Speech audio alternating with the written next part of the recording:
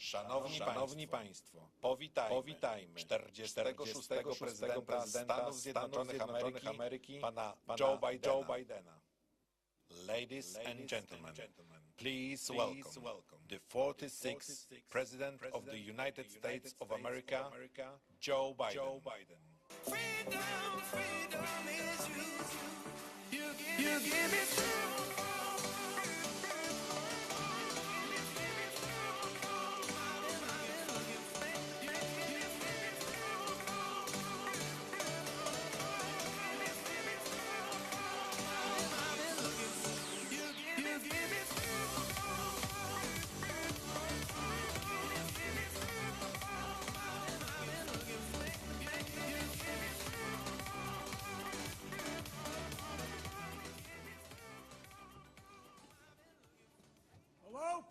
Witaj, Polsko!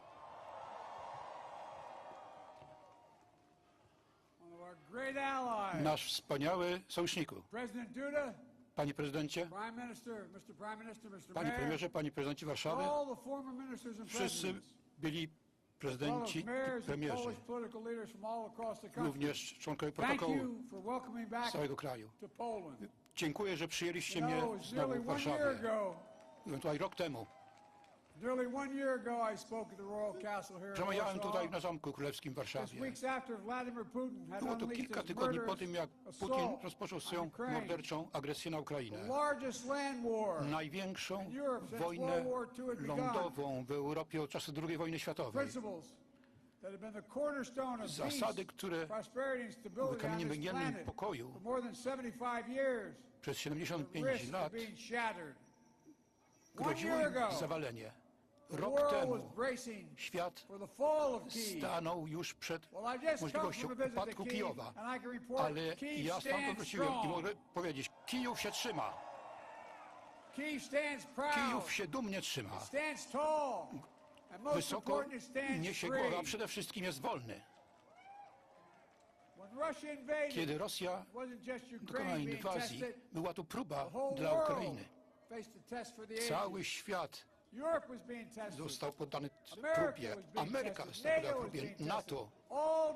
Wszystkie państwa demokratyczne. Bo zagrożenie było proste i bardzo wielkie. Czy będziemy silni, czy będziemy patrzeć w drugą stronę? Czy będziemy stali razem jak sojusznicy? Rok później znamy odpowiedź. Odpowiedzieliśmy. Jesteśmy mocni i jesteśmy zjednoczeni i świat nie odwróci wzroku.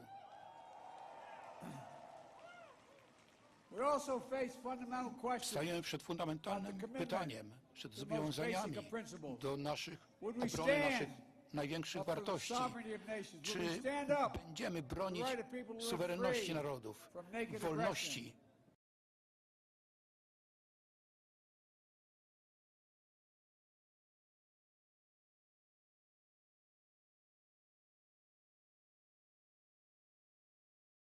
przeciwko agresji i będziemy bronić demokracji. Dzisiaj, wczoraj miałem zaszczyt stać z prezydentem Zełenskim w Kijowie. Powiedziałem, będziemy trzymać się razem i będziemy walczyć o te wartości, bez względu na wszystko. Kiedy Putin nakazał swoim czołgom napaść na Ukrainę, wydawało mi się, że przyjadą bardzo szybko. Mylił się. Ukraińcy, naród ukraiński jest zbyt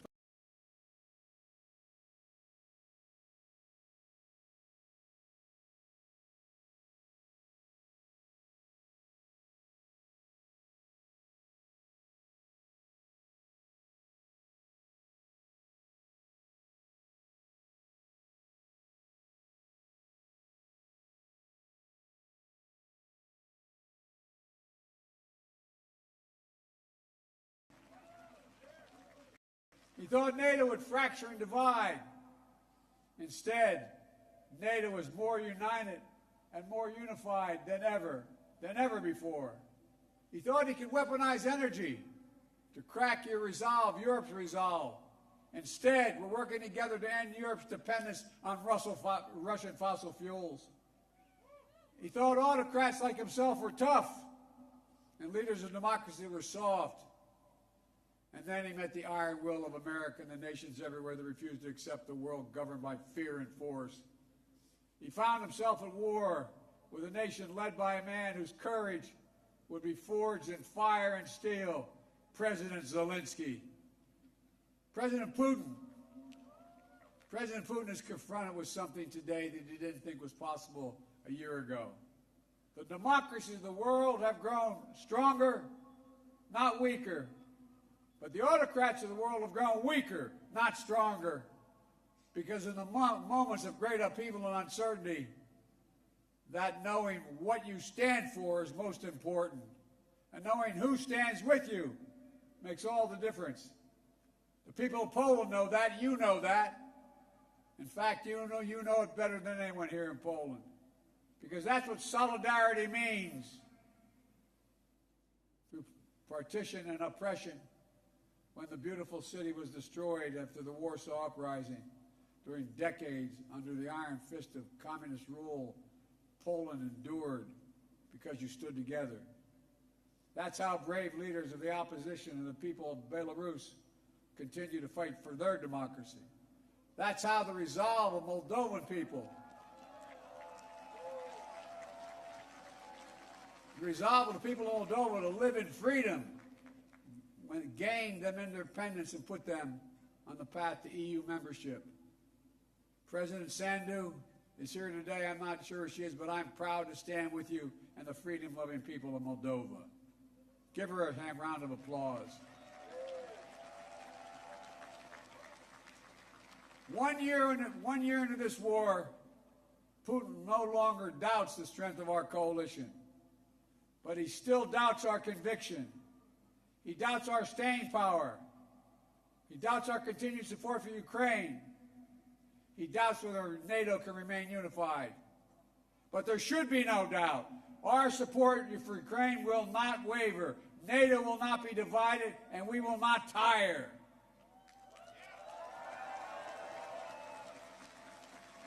President Putin's craven lust for land and power will fail, and the Ukrainian people's love for their country will prevail. Democracies of the world will stand guard over freedom today, tomorrow, and forever.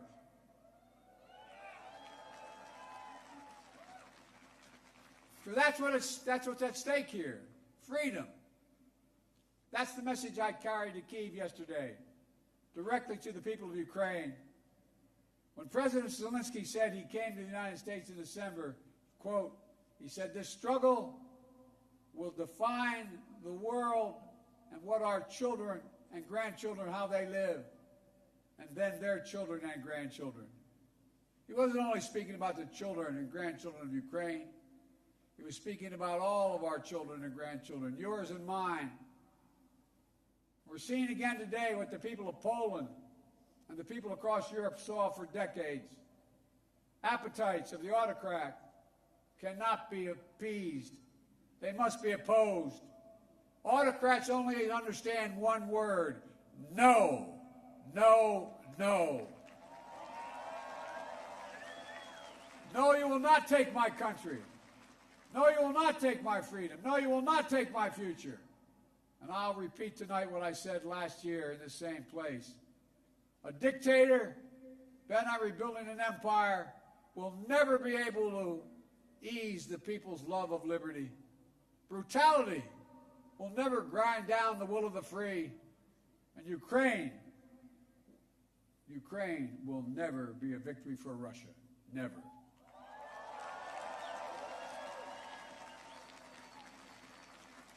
For free people refuse to live in a world of hopelessness and darkness. You know, this has been an extraordinary year in every sense. Extraordinary brutality from Russian forces and mercenaries. They've committed depravities, crimes against humanity, without shame or compunction. They've targeted civilians with death and destruction, used rape as a weapon of war, stolen Ukrainian children in an attempt to steal Ukraine's future, bombed train stations, maternity hospitals, schools, and orphanages. No one can turn away their eyes from the atrocities Russia is committing against the Ukrainian people. It's abhorrent. It's abhorrent.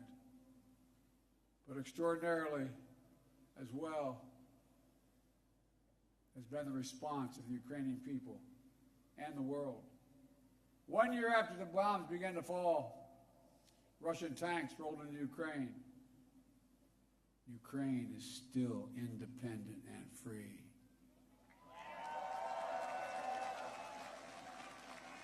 From Kherson to Kharkiv, Ukrainian fighters have reclaimed their land. More than 50% of the territory Russia held last year. The blue and the yellow flag of Ukraine proudly waves once again. President Zelensky still leads a democratically elected government that represents the will of the Ukrainian people. And the world has already voted multiple times, including the United Nations General Assembly, to condemn Russia's aggression and support a just peace. Each time in the UN, that vote has been overwhelming. In October, 143 nations of the United Nations condemned Russia's illegal annexation. Only four in the entire UN voted with Russia. 4. So tonight, I speak once more to the people of Russia. The United States and the nations of Europe do not seek to control or destroy Russia. The West was not plotting to attack Russia, as Putin said today. And millions of Russian citizens who only want to live in peace with their neighbors are not the enemy. This war was never a necessity. It's a tragedy. President Putin chose this war. Every day the war continues is his choice. He could end the war with a word. It's simple. If Russia stopped invading Ukraine, it would end the war. If Ukraine stopped defending itself against Russia, it would be the end of Ukraine. That's why together we're making sure Ukraine can defend itself. The United States has assembled a worldwide coalition of more than 50 nations to get critical weapons and supplies to the brave Ukrainian fighters on the front lines. Air defense systems, artillery, ammunition, tanks, armored vehicles. The European Union and its member states have stepped up with unprecedented commitment to Ukraine. Not just in security assistance, but economic and humanitarian refugee assistance and so much more. To all of you here tonight, take a moment, and I'm serious when I say this. Turn around and look at one another. Look at what you've done so far. Poland is hosting more than 1.5 million refugees from this war. God bless you. Poland's generosity, your willingness to open your hearts and your homes is extraordinary. And the American people are united in our resolve as well. All across my country, in big cities and small towns, Ukrainian flags fly from American homes. Over the past year, Democrats and Republicans in our United States Congress have come together to stand for freedom. That's who Americans are, and that's what Americans do. The world is also coming together to address the global fallout from President Putin's war. Putin tried to starve the world, blocking the ports in the Black Sea to stop Ukraine from exporting its grain, exacerbating the global food crisis that hit developing nations in Africa especially hard. Instead, the United States and the G7 and partners around the world answered the call with historic commitments to address the crisis and to bolster global food supplies. And this week, my wife, Jill Biden, is traveling to Africa to help bring attention to this critical issue.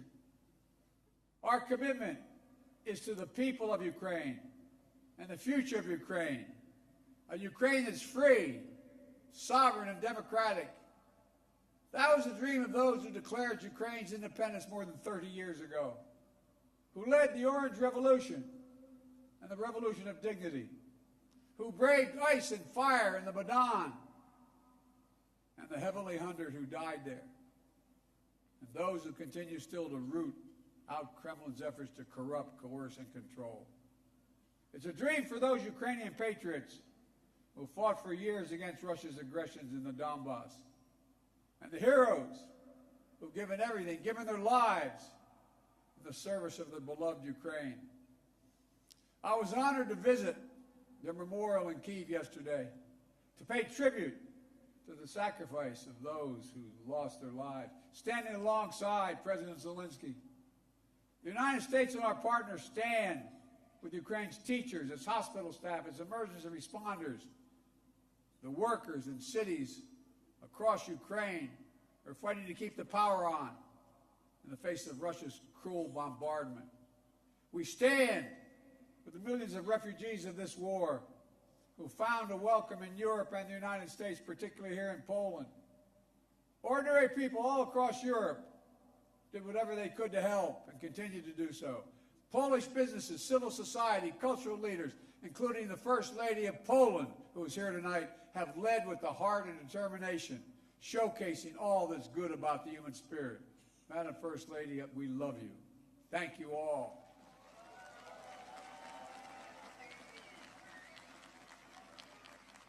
I'll never forget last year visiting with refugees from Ukraine who had just arrived in Warsaw, seeing their faces, exhausted and afraid, holding their children so close, worrying they might never see their fathers, their husbands, their brothers, their sisters again. In that darkest moment of their lives, you, the people of Poland, offered them safety and light. You embraced them. You literally embraced them. I watched the looks on their faces. Meanwhile, together we made sure that Russia is paying the price for its abuses. We continue to maintain the largest sanction regime ever imposed in any country in history. And we're going to announce more sanctions this week together with our partners. We'll hold accountable those who are responsible for this war, and we'll seek justice for the war crimes and crimes against humanity continuing to be committed by the Russians. You know, there is much for us to be proud of over all that we have achieved together this past year. But we have to be honest and clear-eyed as we look at the year ahead. The defense of freedom is not the work of a day or of a year. It's always difficult. It's always important. As Ukraine continues to defend itself against the Russian onslaught and launch counteroffensive of its own, there will continue to be hard and very bitter days, victories and tragedies. But Ukraine is steel for the fight ahead. And the United States, together with our allies and partners, are going to continue to have Ukraine's back as it defends itself. Next year, I will host every member of NATO for our 2024 summit in the United States. Together, we'll celebrate the 75th anniversary of the strongest defensive alliance in the history of the world, NATO.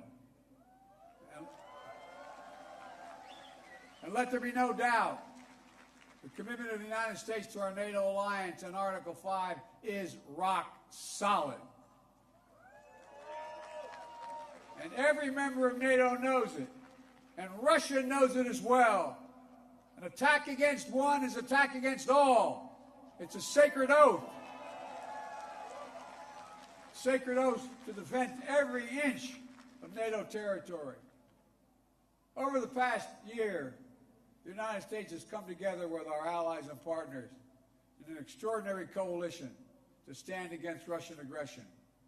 But the work in front of us is not just what we're against. It's about what we're for. What kind of world do we want to build? We need to take the strength and capacity of this coalition and apply it to lifting up the lives of people everywhere, improving health, growing prosperity, preserving the planet, building peace and security, treating everyone with dignity and respect. That's our responsibility. The democracies of the world have to deliver it for our people. As we gather tonight, the world, in my view, is at an inflection point. The decisions we make over the next 5 years or so are going to determine and shape our lives for decades to come. That's true for Americans. It's true for the people of the world. And And while decisions are ours to make now, the principles and the stakes are eternal. The choice between chaos and stability, between building and destroying, between hope and fear, between democracy that lifts up the human spirit and the brutal hand of the dictator who crushes it, between nothing less than limitation and possibilities, the kind of possibilities that come when people who live not in captivity but in freedom, freedom, there is no sweeter word than freedom. There is no nobler goal than freedom. There's no higher aspiration than freedom. Americans know that, and you know it. And all that we do now must be done so our children and grandchildren will know it as well. Freedom. The enemy of the tyrant and the hope of the brave and the truth of the ages. Freedom. Stand with us. We will stand with you. Let us move forward with faith and conviction and with an abiding commitment to be allies, not of darkness but of light, not of oppression but of liberation, not of captivity but, yes, of freedom. May God bless you all. May God protect our troops. And may God bless the heroes of Ukraine and all those who defend freedom around the world. Thank you, Poland. Thank you, thank you, thank you for what you're doing. God bless you all.